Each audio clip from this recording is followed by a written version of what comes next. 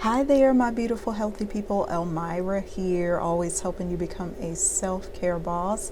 I am your licensed massage therapist, body worker, spirit worker, healing artist, and deaf doula.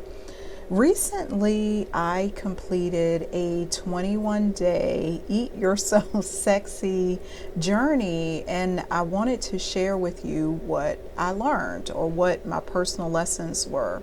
Because anytime you challenge yourself with something in the area of self-love or your health and wellness, you want to get something out of it. And every time it's different. Let me tell you, I've done numerous fasts, weight loss challenges, personal trainers, all kinds of things, detoxes, and none of them are the same. Even if I'm doing the same regimen, like the lemonade fast, it's never the same. Here's what I got out of the Eat Yourself Sexy journey, and it was led by Lauren Vanderpool. Check her out if you wish. She's actually got a book by that name, all about cooking vegan and raw food and all of that. She's amazing. One thing I got was I can experiment with different foods because the first week we were eating 80% raw, then the second week was 100% raw, the third week was all juices, all liquids. I am not going to claim that I did everything to the T, because I did not. I fell off the wagon. I ate some solid foods when I wasn't supposed to, or whatever. It's okay. I'm just telling the truth. I'm all here to tell you what I learned. But I was able to experiment with some different foods. I had not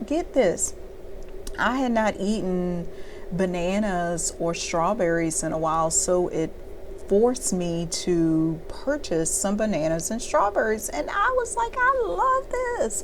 Why had I not been eating the bananas and the strawberries? I put the bananas, I sliced it up, and had chia seeds. I had never eaten chia seeds before. I added those to my smoothies and cereal and different things. I was like, okay, now I can do this. It's when you do any health challenge, it's all about experimentation. It's all about being adventurous, stepping into a new you. Like, this was Eat Yourself Sexy, and I definitely feel sexy, but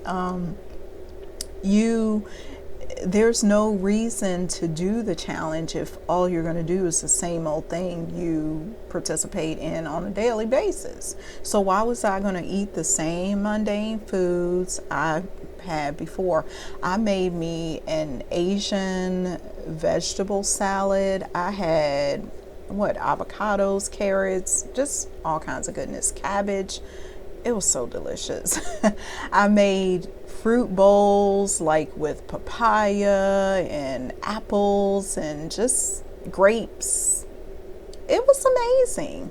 So that was the first thing. I experimented with some different foods. Secondly, I discovered I was avoiding or hiding some of my emotions. That was something that came out. I was like, oh, I got to deal with this. I need to. So one day when I realized this, I just started saying, I feel sad, I feel depressed, I feel unloved, I feel happy. Whatever the emotion was, I expressed it verbally, and then I could feel the sensations in my body. So going through this detox got me more in touch with my emotions and being able to express and individually identifying them. You would think, oh, it's just all about food. No, anytime you're doing a particular detox, the side effects, the after effects, all of that, whatever you want to call them, run across the board. They can be emotional, they can be spiritual, they can, just like you saw with me, I started to identify my emotions, and it was great. I'm like, oh wow, this is amazing. I'm loving this life. And then a third discovery would be, I can do this. I can actually start to, and I had been incorporating some raw meals, but it led me to say I can actually eat way more raw meals in a week. Now, I'm not telling you I'm going 100% raw, but I felt the difference in my body. I felt the difference with my digestion, my skin, how I was sleeping, all kinds of things. And I'm like, I can do this. And I can create, because that's what it forced me to do, create meals, like be even more creative with how I prep things, my shopping, all of that. It was just overall, it was phenomenal. I learned a lot about myself. Just some great takeaways. And I didn't do everything, as I mentioned before. I didn't participate in everything. And I want to make that point to you. Whenever you sign up for a challenge, a detox, a new program, something that's taking you to another level, don't beat yourself up because you didn't be perfect with it. You weren't perfect. You didn't do 100%. The goal, and this is part of being a self-care boss and loving on yourself, the goal is to be better. To be better than you started out. So for me, I did improve. I improved tremendously, because starting out on day 1 to day 21, I improved.